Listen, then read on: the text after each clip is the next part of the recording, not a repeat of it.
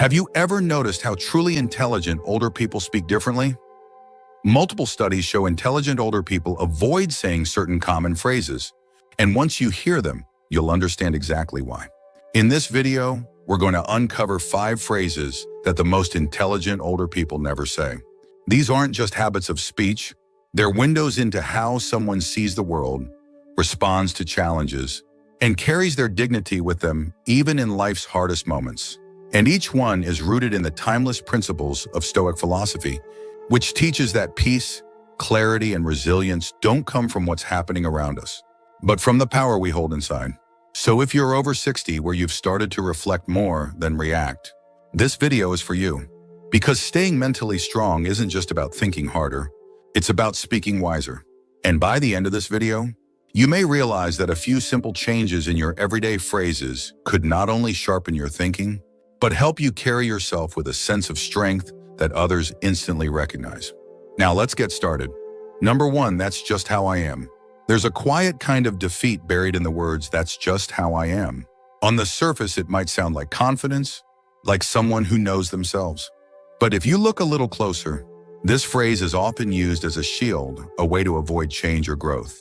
And that's exactly why the most intelligent older adults rarely, if ever, use it. Because they know that aging isn't about freezing in place. It's about evolving, learning, and adapting with grace. When someone says, that's just how I am, what they're really doing is closing a door to improvement, a door to connection, a door to deeper self-awareness. Stoic philosophy teaches that we are not fixed, that our minds, our character, our habits, these are within our control. The Stoics believe that we become what we repeatedly choose. So to say, that's just how I am, is to give away your own power, to pretend you have no say in who you are becoming. But the wisest among us understand that, even at 70, 80, or beyond, there's always room to grow. Let's take a real example.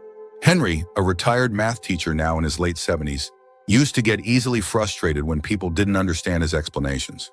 For years, he told his family, that's just how I am. I'm a perfectionist. But as he got older, he started noticing the distance it created with his grandchildren.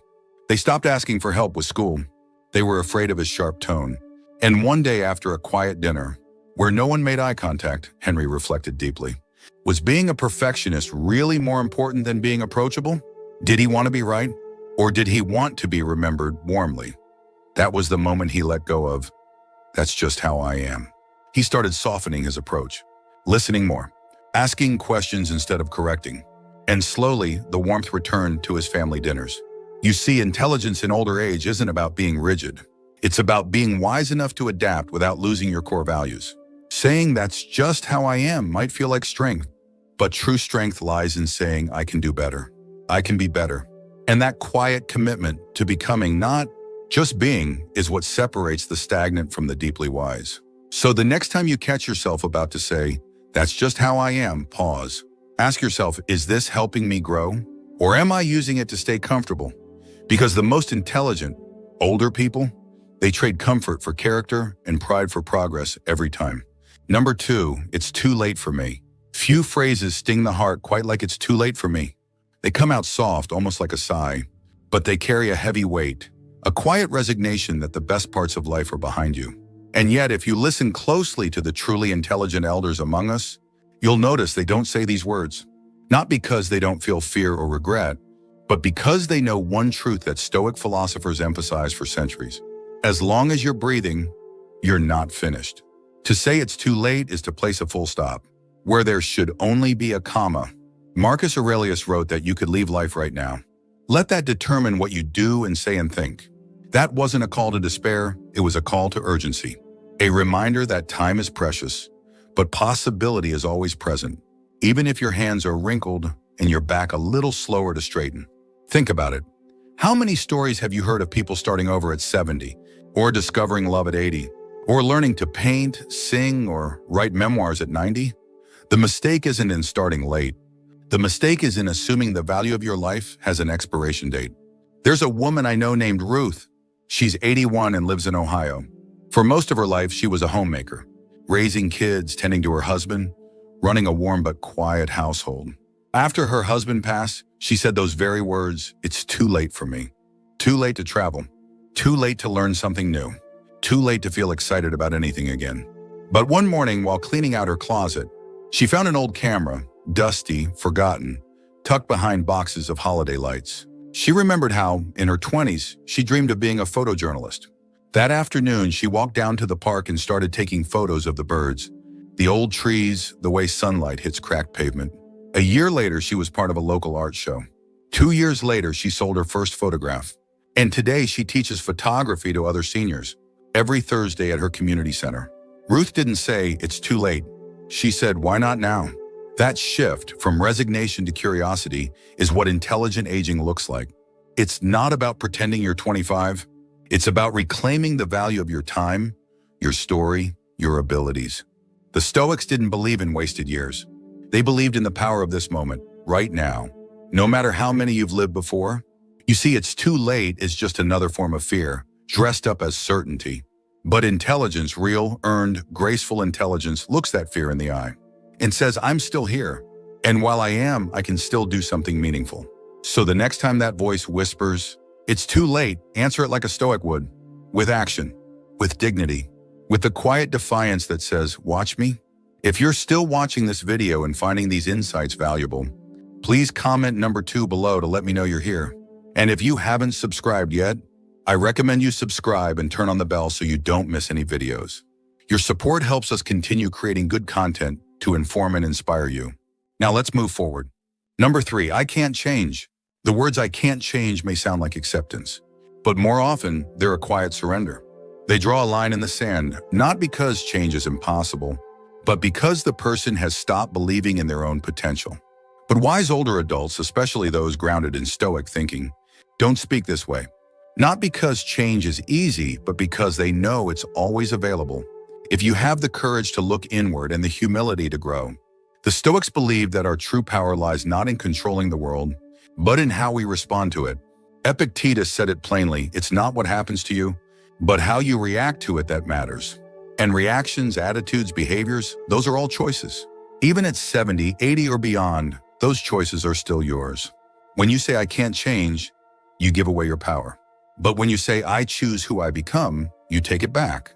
Let's be honest, change is uncomfortable. It asks us to question old habits, unlearn familiar patterns, and take emotional risks. And yes, the older we get, the more deeply ingrained some of those patterns become. But does that mean they're permanent? No. It just means the work of transformation requires more intention. And intention is something age gives us in abundance. I knew a man named Walter, 78, who used to be notoriously impatient.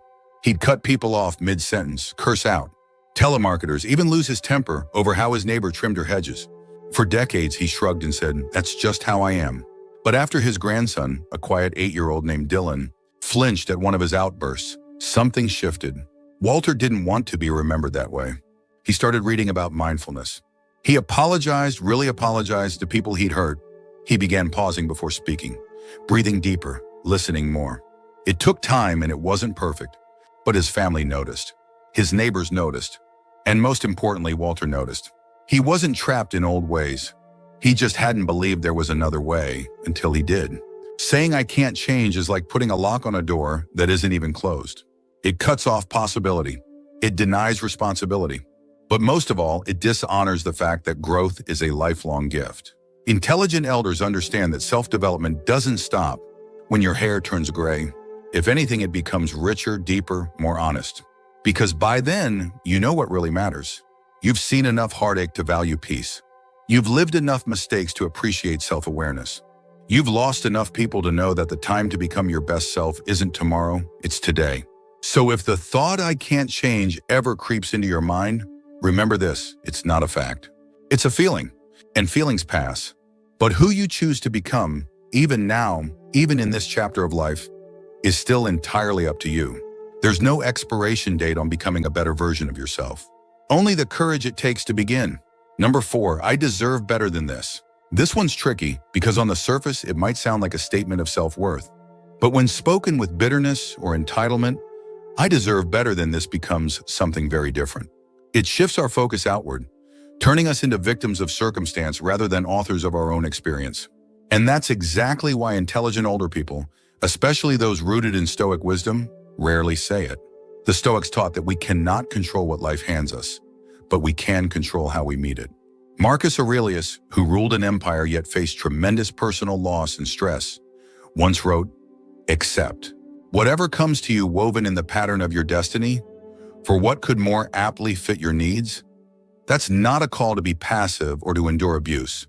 It's a reminder that framing your life through the lens of fairness or unfairness robs you of your resilience. When someone says, "I deserve better than this," they're usually hurt, disappointed, exhausted. They've given something their all, a relationship, a career, a dream, and it didn't pan out the way they hoped. And that pain is real. But Stoic-minded elders know that their worth doesn't depend on outcomes.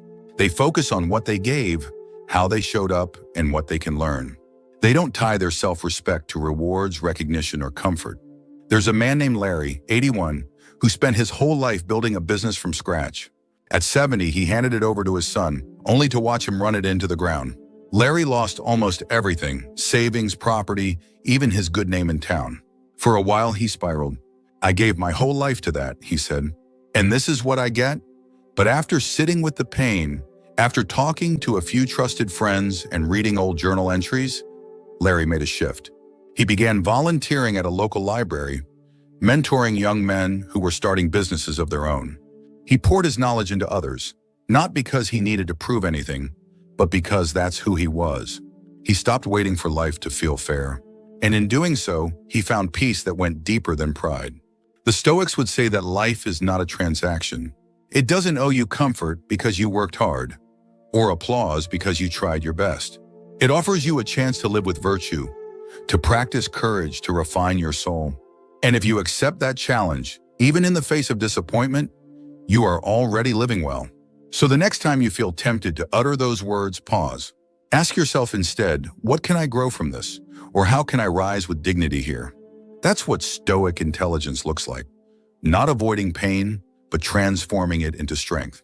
If you're still watching this video and finding these insights valuable, please comment number 4 below to let me know you're here. And if you haven't subscribed yet, I recommend you subscribe and turn on the bell so you don't miss any videos. Your support helps us continue creating good content to inform and inspire you. Now let's move forward. Number 5, that's just how I am. Few phrases shut down growth faster than "that's just how I am." It sounds simple, even harmless. But behind those 6 words lies a quiet surrender, a choice to stop evolving. And intelligent older people, especially those guided by Stoic philosophy, know that the moment you stop learning, adjusting, and reflecting is the moment you start shrinking. Stoics like Epictetus believe that character is built moment by moment, choice by choice. They didn't see personality as fixed or rigid. Instead, they saw it as a garden, one that needs tending, pruning, and care all throughout life. So when a person says, "that's just how I am," they're not describing who they are. They're announcing they've stopped trying. Now, in older age, it's easy to feel like change is behind us. You've lived a lot of life. You've been through ups and downs, and you've learned your lessons. But Stoic wisdom reminds us that as long as we're breathing, we're becoming. That doesn't mean becoming someone new, but becoming more of who we truly are. More honest, more clear, more present, more compassionate. Let's look at a real example. Carol, a 78-year-old retired school teacher, used to say she was just not a people person. She kept to herself, skipped gatherings, and avoided long conversations. She had said it so often that others believed it too.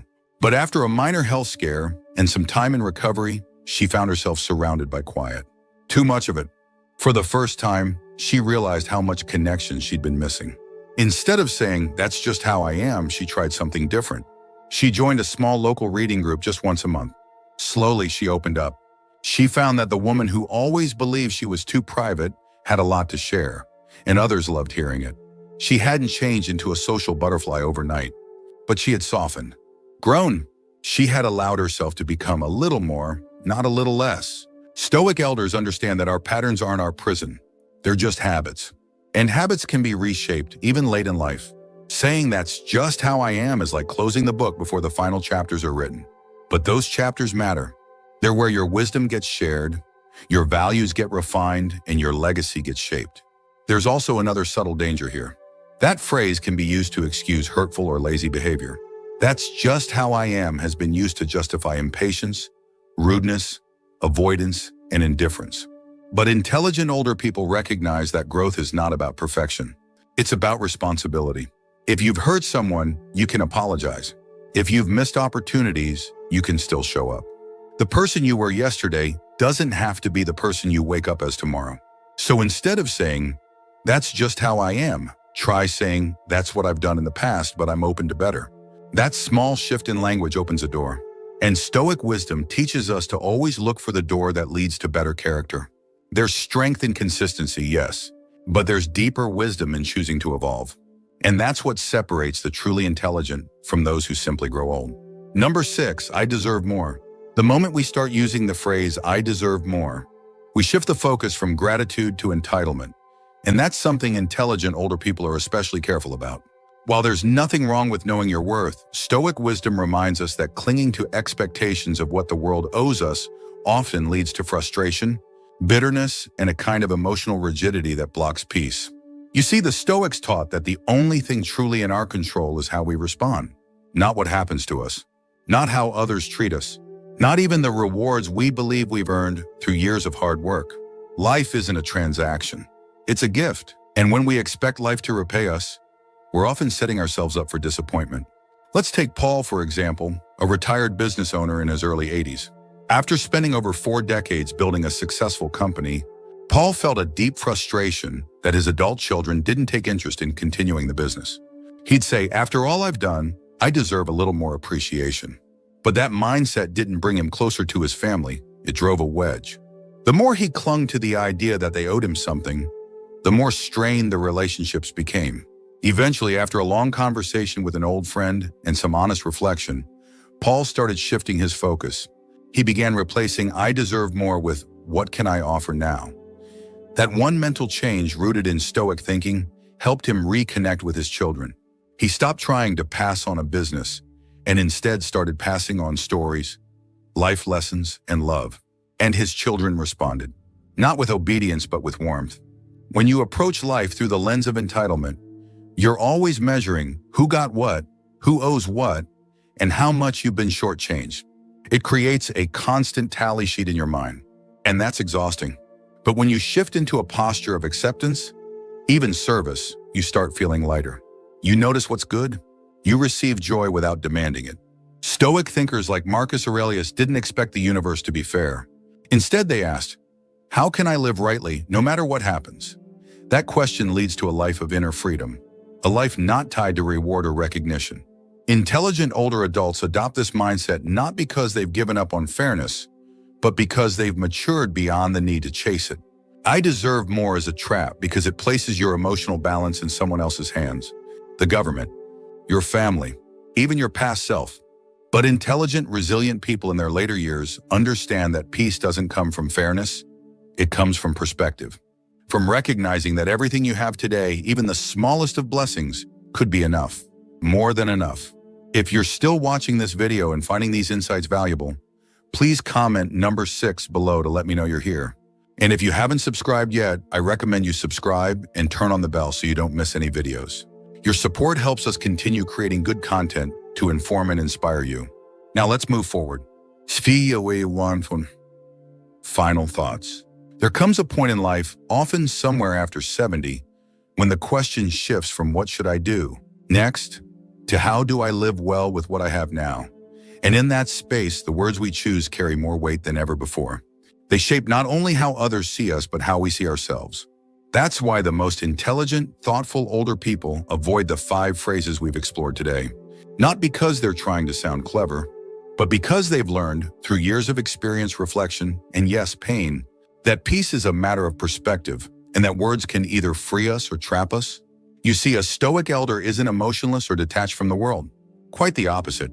They feel deeply, they care fully, but they've also learned to hold things lightly, to choose their response no matter what life throws at them. And most importantly, to avoid letting bitterness, fear, or blame harden their hearts. That's why they don't say it's too late. They say, "I'm still learning." They don't say, "Nobody listens to me." They listen better themselves. They don't say, "It's not fair." They focus on what they can still influence. That's real strength. Quiet, steady, unshakable strength. Remember, your words shape your days. Your days shape your spirit. And your spirit, that quiet strength within you, is what truly carries you through life's final chapters. So choose words that build, that soften, that inspire, words that reflect not just who you've been, but who you're still becoming. Because the truth is, as long as you're breathing, there's something good waiting to unfold. Thank you for joining us today. We'd love to hear from you. Leave a comment below and share one thing you learned today and how you plan to use it in your life. Your thoughts are important to us, so don't hesitate to share them. Reading your comments gives us great motivation and encouragement. If you enjoyed this video and found it helpful, please like, subscribe, and share. Your support helps us continue creating good content to inform and inspire you. Thanks for watching, and we look forward to seeing you in the next video.